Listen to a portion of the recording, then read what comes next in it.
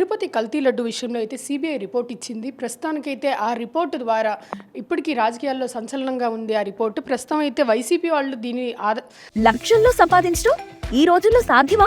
అవును, it's possible. Investment అక్కర్లేదు, risk లేదు. ఇది డబ్ల్యూ కామర్స్ బేస్ చేసుకుని టీడీపీ వాళ్ళని, చంద్రబాబుని, పవన్ కళ్యాణ్ని తిడుతున్నారు. మరి టీడీపీ ఏమో ఇంకా కల్తీనయ్యి ఉంది దాంట్లో అని ఇప్పటికీ చెప్తున్నారు. మరి దీని గురించి అసలు మనతో మాట్లాడడానికి ప్రముఖ లాయర్ జాడే శ్రావణ్ కుమార్ ఉన్నారు. ఆయనతో మాట్లాడుతున్నాం. సార్, ఇప్పటికీ రిపోర్ట్ వచ్చింది. అసలు రిపోర్ట్లో ఏముంది? వైసీపీ వాళ్ళేమో రిపోర్ట్లో ఏం లేదు కల్తీనయ్యి అంటున్నారు, టీడీపీ వాళ్ళేమో ఉంది అంటున్నారు. రిపోర్ట్లో ఏముందంటారు అసలు?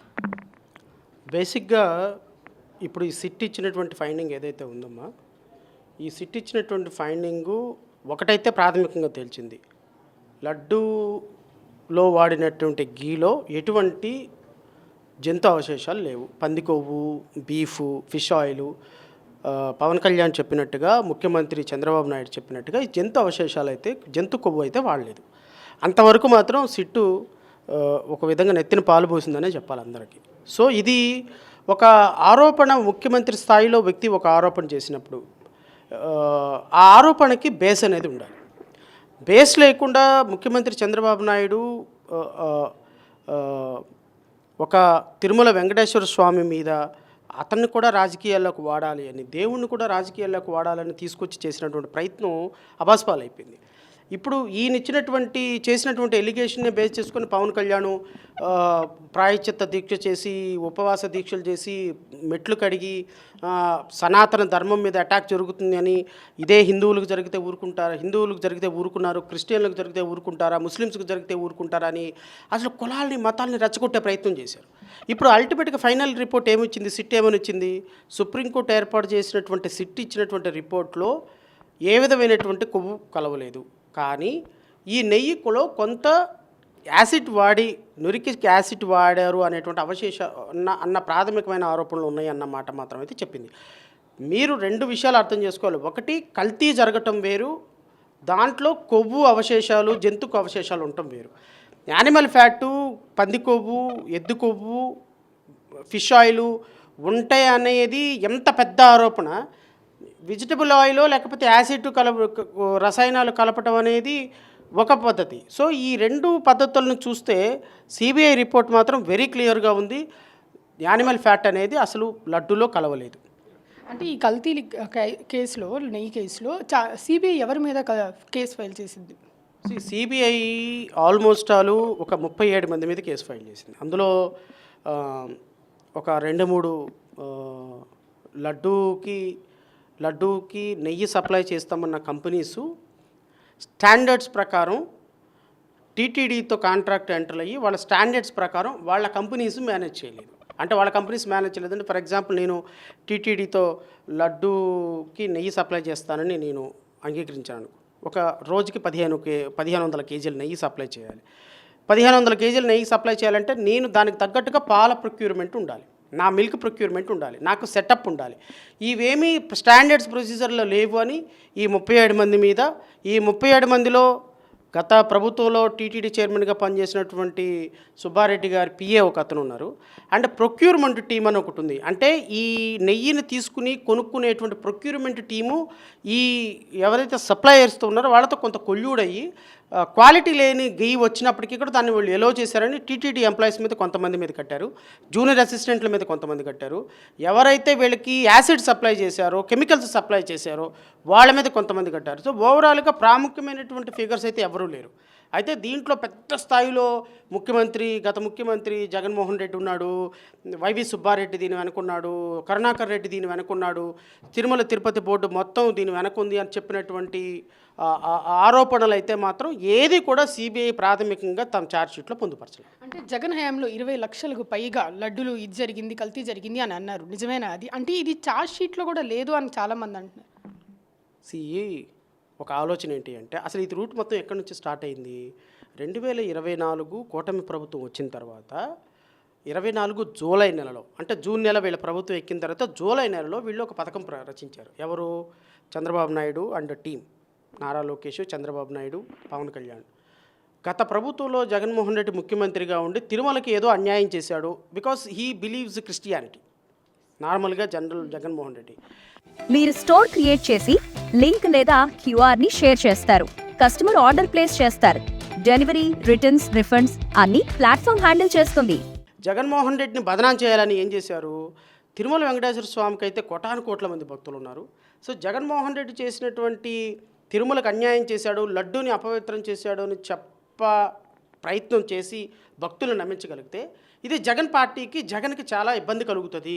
హిందువుల మనోభావాలకు ముడిపడినటువంటి అంశం కాబట్టి దీన్ని మనం ఒక రాజకీయం చేద్దామనేటువంటి ఒక కాన్స్పిరసీ థీరీని వీళ్ళు డిజైన్ చేసి ఏం చేశారు? ఒక 2024 జూలైలో వచ్చినటువంటి ఒక గీ ట్యాంకులో నుంచి 4 శాంపిల్స్ డ్రా చేసి ఆ 4 శాంపిల్స్లో నుంచి ఎన్డీడీబీ గుజరాత్కి రిపోర్ట్ పంపిస్తే ఆ రిపోర్ట్లో వచ్చింది ఏంటి అంటే దీంట్లో యానిమల్ ఫ్యాట్ ఉంది, ఫిష్ ఆయిల్ ఉంది, బీఫ్ కంటెంట్స్ ఉన్నాయి అని ఆ రిపోర్టు వచ్చింది అని, ఆ రిపోర్ట్లో మేము చదివి చెప్పాము అని. సో ఒక థియరీ కాన్స్పిరసీ ప్లాన్ చేసేసి పబ్లిక్ వదిలేశారు.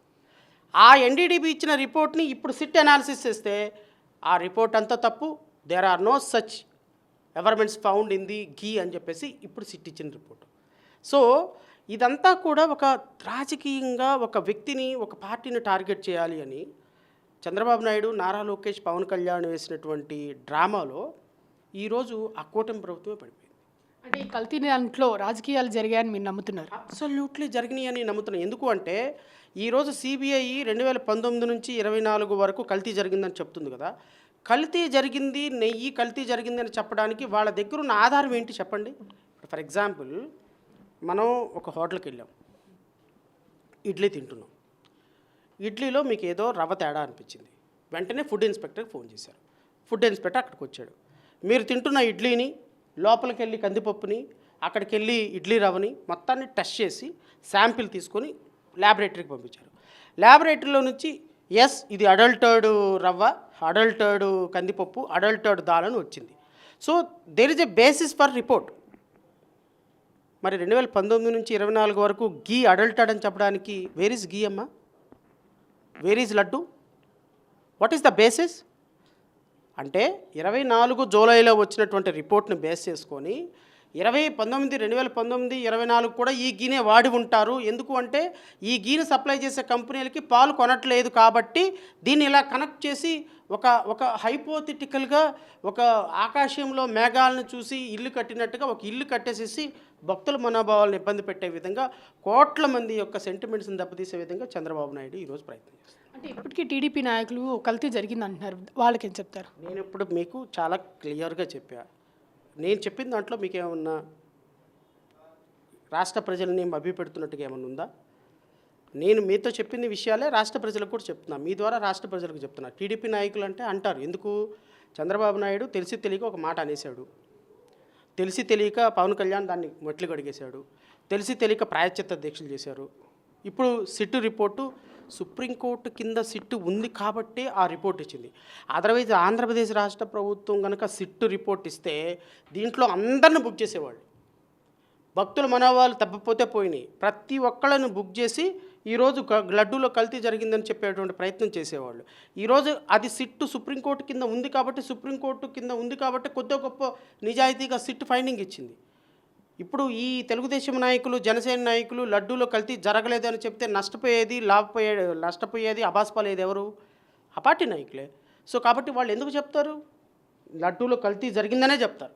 ఇంకా అవసరమైతే సిట్ని ఇన్ఫ్లుయెన్స్ చేసి ఆంధ్రప్రదేశ్ రాష్ట్ర ప్రభుత్వం ఇంకో సిట్టు వేసి ఆ సిట్లో కూడా కల్తీ నెయ్యి జరిగింది, దీంట్లో జంతు అవశేషాలు ఉన్నాయని చెప్పే ప్రయత్నం కూడా జరుగుతుంది. రాష్ట్ర ప్రజల్ని, సెంటిమెంటల్ని దెబ్బతీసే ప్రయత్నం చాలా సీరియస్గా జరుగుతుంది. ఇది రాష్ట్ర ప్రజలు ఎవరు నమ్మొద్దు అని మీ ద్వారా నేను రాష్ట్ర ప్రజలను కోరుతున్నాను. ఈ కేసులో మీరు ఇన్వాల్వ్ అయ్యేదన్న పరిస్థితి అంటారు? నాకు ఈరోజు రాత్రి సిట్టు వేసిన ప్రైమరీ ఛార్జ్షీట్ వచ్చింది, అది ఛార్జ్షీట్ వచ్చింది. ఈ ఛార్జ్షీట్ ఎగ్జామిన్ చేసిన తర్వాత వీళ్ళు 2024లో చంద్రబాబు నాయుడు చేసిన ప్రకటనకి బేస్ లేదు.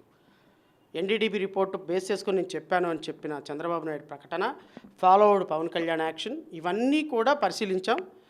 మా పార్టీ తరఫున తిరుమల వెంకటేశ్వర స్వామి లడ్డూ ప్రసాదాన్ని అవహేళన చేసినటువంటి వీళ్ళందరూ కూడా చట్టం ముందు నుంచోవాలి. సో మేము ఈ విధమైనటువంటి ప్రకటన చేసి ప్రజల మనోభావాలు దెబ్బతీసి కులమతాల మధ్య సంఘర్షణ సృష్టించేటువంటి ప్రయత్నం చేసినటువంటి ముఖ్యమంత్రి, ఉప ముఖ్యమంత్రి అండ్ వాళ్ళ పార్టీ నాయకులు ఇంక్లూడింగ్ బిఆర్ నాయుడుతో సహా మేము అందరి మీద, ఈవెన్ శ్యామలరావుతో సహా, మాజీ ఈవో శ్యామలరావుతో సహా అందరి మీద కూడా ప్రైవేట్ కంప్లైంట్ వేయిస్తాం. ఖచ్చితంగా వీళ్ళ మీద కేసు రిజిస్టర్ చేయిస్తాం. కోర్టు ముందు నుంచోబెట్టే ప్రయత్నం అయితే మా పార్టీ నుంచి ఖచ్చితంగా మేము తీసుకుంటాం.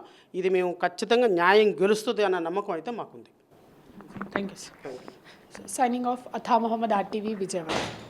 హోమ్ మేకర్ అయినా, కంటెంట్ క్రియేటర్ అయినా, కిరాణా షాప్ ఓనర్ అయినా అందరికీ సమాన అవకాశం. భారతదేశం మొత్తం మీద దాదాపు 25,000 మందికి పైగా WCommerce తో స్టోర్స్ నడుపుతున్నారు. Visit www.wcommerce.store